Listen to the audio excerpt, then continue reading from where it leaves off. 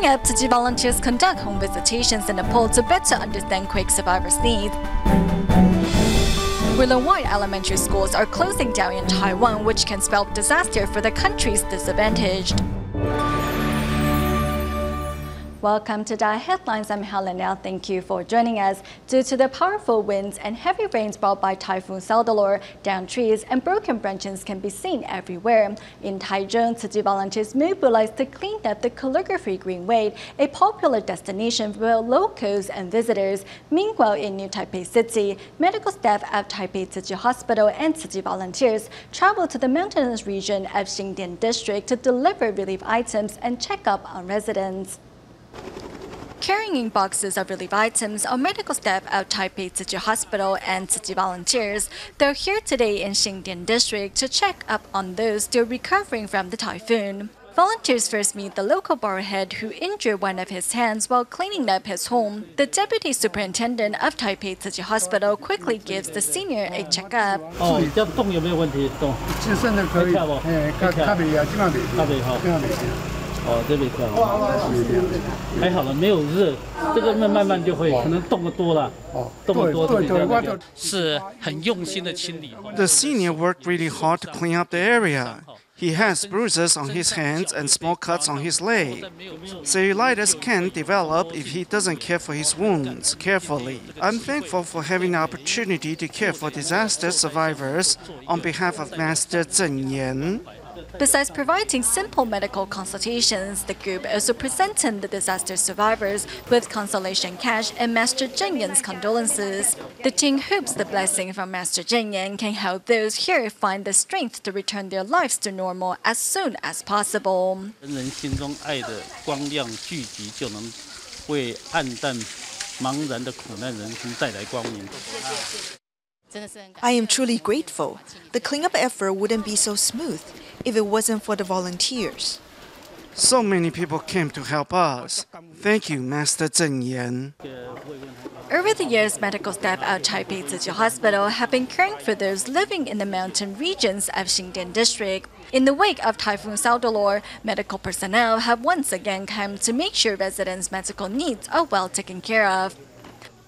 Due to the powerful winds and heavy rains brought by Typhoon Saldalor, the calligraphy greenway is covered in broken branches and fallen leaves. To return the greenway back to its original state, Tzu Chi volunteers and community residents together mobilized to clean up. We need to cut the branches before piling them up so the cleaning crew can take them away easily. Knowing that the city's cleaning crew doesn't have enough manpower to clean up all the downed trees and branches, Tzu Chi volunteers decided to shoulder the task on their own. If everyone in the community can lend a helping hand, it'll save the cleaning crew a lot of time and manpower. Although I called the volunteers on very short notice, they still reached out with a helping hand. I am truly grateful for all their assistance. The calligraphy greenway is a popular destination where locals and tourists visit to enjoy Mother Nature and artwork. However, the powerful typhoon left broken branches everywhere. Thankfully, as early as August 9th, Tzu Chi volunteers were on site cleaning up. The volunteer shirts and pants are soaked. I can't tell if it is from their sweat or the rain. I want to thank the volunteers for their effort. Tzu Chi volunteers' determination to clean up the greenway, despite the poor weather left the borehead deeply moved. In just 2 days, nearly 200 volunteers were mobilized to help clean up their communities. Following the passing of Typhoon Saldalor, Tzu Chi volunteers in Taiwan visited their care recipient who lived near Fugang Harbor to deliver daily necessity packs. Upon receiving these gifts, care recipients expressed joy and gratitude as the volunteers have once again brought warmth when it was most needed. After Typhoon Saldalor landed in Shouling Township of Hualien County early Saturday morning, Tzu Chi volunteers in Taitung City visited their care recipients. Now that the wind has died down, we want to go visit a few care recipient families who live near Fugang Harbor to see if they are safe. As the community by the sea is susceptible to strong waves, the volunteers are naturally worried about the residents' safety. This supply pack is for you. Stay safe during the typhoon. The elderly grandfather stays home by himself during daytime as his son drives a taxi for a living. Here, this is a supply pack. We wish you to stay safe during the typhoon. There are noodles and canned food that you can eat. The grandfather laughed with joy as Tzu Chi volunteers' visit has once again soothed anxious hearts in times of disaster. In Nepal, to offer quake survivors assistance in the coming days, Tzu Chi volunteers have begun to conduct home visitations. Local Nepalese volunteers who have been volunteering on behalf of Tzu Chi have also tagged along on these visits to learn how to not only conduct home visitations, but also document the events for Tzu Chi in the days ahead, as they hope to organize a Tzu Chi media volunteer team in Nepal. Grateful for the cookies, this grandmother is moved to tears at the kindness of the volunteers as she had run out of food long ago. They are all dead now. Nobody is alive right now, and she have no incomes also. Right now they are doing like a wooden road, and I feel so bad because she have nobody to care about her. Or maybe he can make it one day. 19 of the grandmother's relatives have passed away, leaving her all alone. With no one to care for her, she sleeps on a straw mat in a condemned building. She was so ill, but he was working too. I think we can give something for them. Comforting the senior, the local Nepalese volunteers have learned how to care for others, just like the Tzu Chi volunteers.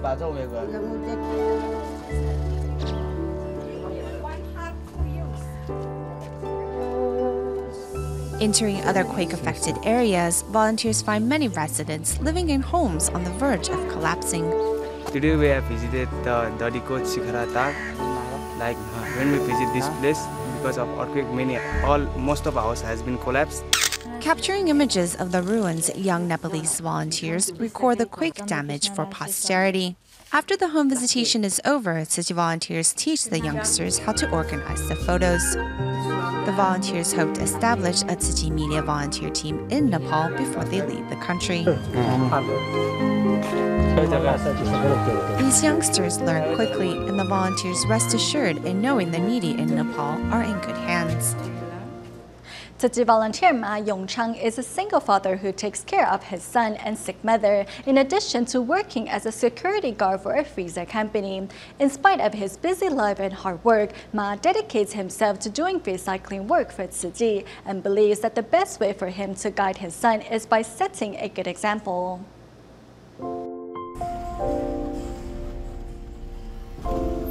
爸爸就是平常都是在外面工作、上班、回收，都忙于外面的事情。回家就是洗个澡，就直接倒趴睡觉。As a single father, Ma Yongchang has to put more effort into running a household. After my wife left, I lost focus in my life and began to miss what I had. I felt deep regret. 有一种回忆。 Ma's bad temper led to his divorce 5 years ago. I did not cherish what I had, and we argued since I was hard-headed. After his divorce, Ma has to be both a father and mother to his son, while also caring for his mother, who undergoes dialysis.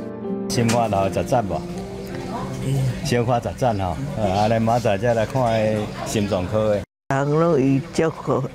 He takes care of everything, the family and his own health. As a security guard for a freezer company, Ma has to work night shifts, but he has never complained. Now 3 generations of family live together, and the pace of life is a bit different from before. 有一点不一样了。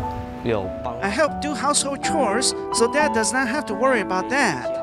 I hope he can rest up and pay attention to his health. Shang Hao works as an apprentice in a motorcycle repair shop and attends classes in the evening. 爸爸，我会当很乖的小孩子，然后不会再让你生气、操心。 There's a reason behind Shang Hao's thoughtfulness. He has accompanied his father in picking up recyclables for Tzu Chi since he was little. 师兄你好，来，感恩哦。小白甲收啦，收过因后壁迄3间安尼，吼。别项做会到，这最现实的，领导要最现实的，一定要甲恁配合的。服饰店吼，这塑胶袋以前都丢给垃圾车啊，哦，这个很浪费这个资源。 Ma teaches by example as he tries to guide his child on the correct path. 小孩子毕竟就是看我们父母在做什么嘛，好，然后我们在做，他们会跟进。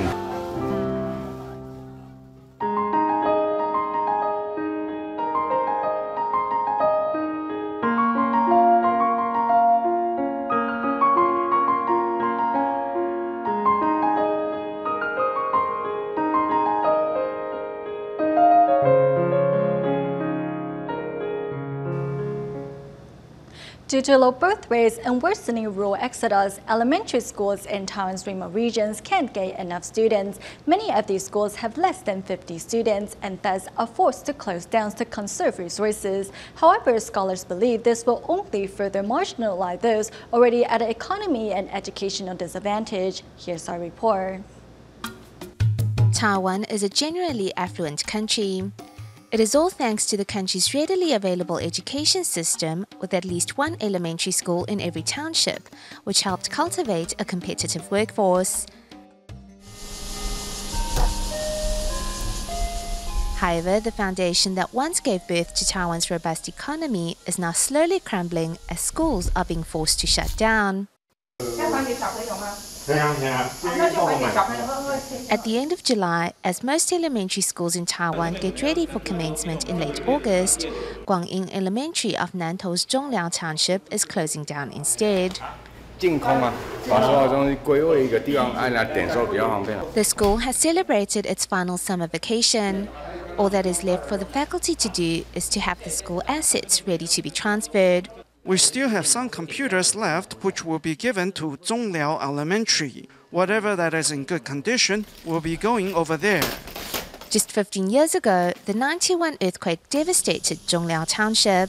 About $1.6 million was spent to rebuild Guangying Elementary. But due to a worsening rural exodus, the school only had 17 students while there were 11 teachers. As the school cost the county some $354,000 a year to stay open, it seemed only natural for it to be closed down. The campus is really beautiful and the surroundings are so nice. It's a pity that we have to close the school down because of low birth rates. In just a few more weeks, Guangying Elementary School will be but a page in history. Everyone was joking that soon they will lose their alma mater, but unfortunately that is the trend now. Every township and city is facing a similar problem. Low birth rates have raised a storm that is striking Taiwan's smaller schools hard. From 2001 till the end of last year, we have closed down about 131 schools across the country. If that figure includes those schools that have merged with other schools, then the number of schools closed this year will have hit a record high. The worst was in the mountains of Nantou County, where 7 schools were merged. The schools that we are targeting are the so-called in-between schools. This means they are neither in the mountains nor in the cities. We are talking about Zhongliao, Zhushan, Lugu, Shuili, Xinyi, and Yuchi. All 22 counties and cities in Taiwan face a similar problem. For the first time, New Taipei City has had to close down 3 schools, while neighboring Taipei has already closed 1 school. In Miaoli, which is facing bankruptcy, 5 schools have closed down. In total, 25 schools throughout Taiwan are closing down this year. Most other counties anticipated the problem and started this at least 5 years ago. Low birth rates mean we have 5,000 fewer students every year. Schools must be combined as there are fewer and fewer students. Due to the severe decline in the number of students, schools have no choice but to close down. But some scholars worry this will bring about a disaster for those already marginalized by society. Small schools still have their purpose and function. We should not look at the problem purely from a quantitative perspective and ignore the needs of those already at a disadvantage. Scholars believe a drop in population should not mean cutbacks in access to quality education. Thus, the government must try to maximize its efficiency in resource allocation so that schools in remote areas have a future. In our final series on young volunteers of the Jingsi Books and Cafe, we meet 8-year-old Ling Mingshen, who has been volunteering at the cafe for 5 years now. Always willing to help others, the young girl not only helps her grandparents around the house, she often makes her own thank you cards to express her gratitude and appreciation to her grandparents as well.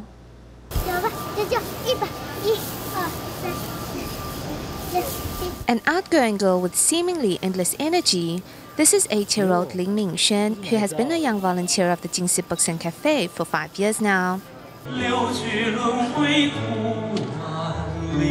Watching Mingshen grow up to be a thoughtful, considerate girl, Mingshen's grandfather is proud to see all that she has achieved since volunteering at the cafe. There is also one Jingsi aphorism that the 8-year-old lives by. Your hunger won't go away unless you yourself eat. Try it yourself. I've shown you before, right? From a young age, Mingshen has learned to take the initiative when it comes to helping her grandparents with household chores. Mingshen has proven to be a great help around the house. Once when I was scrubbing the bathroom, I saw her standing by the door watching me. I asked why she was standing there and she replied, "I want to see how you do it so I know how to do it in the future." Chores are a normal part of everyday life, so we wanted her to learn how to do these tasks from a young age. Although only in 2nd grade, Mingshen's mature and thoughtful gestures have deeply moved her grandparents. She always makes these handwritten cards to thank us for looking after her. Mingshen often makes cards filled with words of appreciation to thank her grandparents for their love and care. She always makes these cards for us. She even writes to her great-grandmother too. Mingshen's outgoing and cheerful disposition also brings happiness to their home. She will say, "Lin Ren Jie and Chen Shu-ying, come here, attention."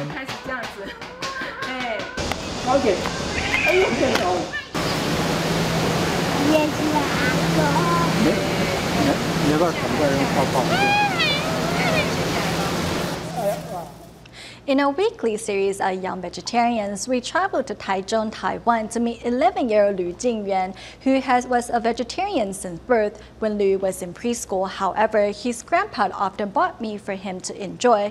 Thankfully, after joining the musical adaptation of the Water Repentance Sutra, Lu decided to go meatless. To show his determination, Lu refrained from consuming meat even when traveling to Japan, where vegetarian food was hard to find.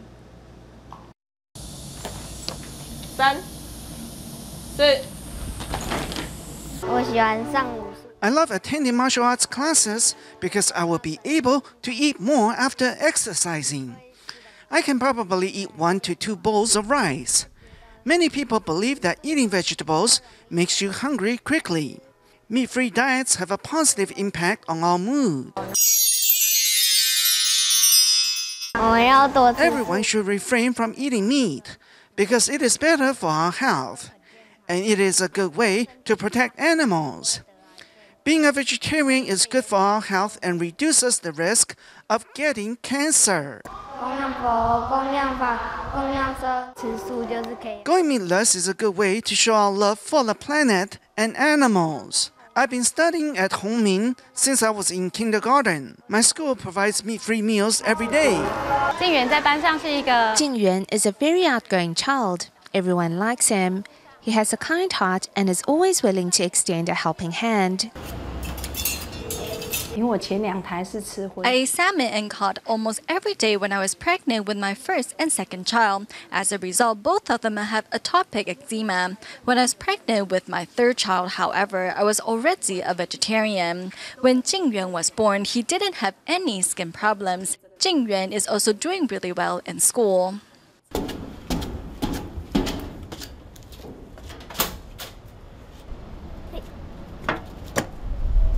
I will come here to water the garden and plant vegetables. I'm at the rooftop of my house and this is my grandpa's vegetable garden. Over here we have some gourd, magnolia, sweet potato leaves, water spinach, beans, eggplants, and basil. When we don't have vegetables to eat, my mother will come up here to pick some gourd, eggplants, or sweet potato leaves. Homegrown vegetables are healthier because we don't use pesticides. 这个都可以剪，哇，就这，哦，较大条也不可以。去年去日本的时候 Last year when we went to Japan, we had to cook dinner by ourselves at night. We had to go to the supermarket to purchase vegetables. We even prepare breakfast by ourselves too. My children said that all they remember from our trip was that we only had rice balls and bread to eat. There were many vegetarian food options in Japan. I'm used to eating meat-free meals, so now I'm afraid of seeing meat because of the blood. It makes me want to vomit. I will continue going meatless. Being a vegetarian makes me happy and gives me the chance to form a good affinity with all sentient beings. Coming from Fujian, China, 39-year-old郑大耿, who has suffered from dystonia and myarchylus for more than 20 years, is now seeking treatment at Hualien Tzu Chi Hospital. On August 10th, the medical team conducted deep brain stimulation, implanting electrodes in Zheng's brain as treatment for his dystonia. Let's take a look. After the medical team conducted careful tests on Zheng Dagen, Dr. Chen Xingyuan instructed the medical staff to place a head frame on Zheng so he can undergo a CT scan. 未来加油感恩After the medical team confirmed the surgical position, they conducted deep brain stimulation on Zheng for an entire day. 刚刚往前并没有太那个，你这个是有点像透的。The medical team used automatic navigation systems and frameless stereotactic systems to implant electrodes in the left and right side of Zheng's brain. After the 7-hour surgery, the doctors explained the procedure to Zheng's family. We implanted electrodes in the left side and then the right side, since there are more blood vessels in the right side that we had to avoid. So it took us some time. We wanted to use the safest method, and it went quite well. After placing the electrodes, the surgery is considered complete. While Zheng still faces a long road of rehabilitation, the medical team will stay by his side to provide much-needed medical care and love. We go to Jiangsu Province, China at the end of the show, where Tzu Chi volunteers organized a week-long camp at the Tzu Chi Suzhou grounds. During the camp, children tried their hands at farming, experienced the hardship mothers enjoy during pregnancy, and learned ways to repay their parents' grace. We'll leave you with these images. Thank you for watching DaAi Headlines. Goodbye.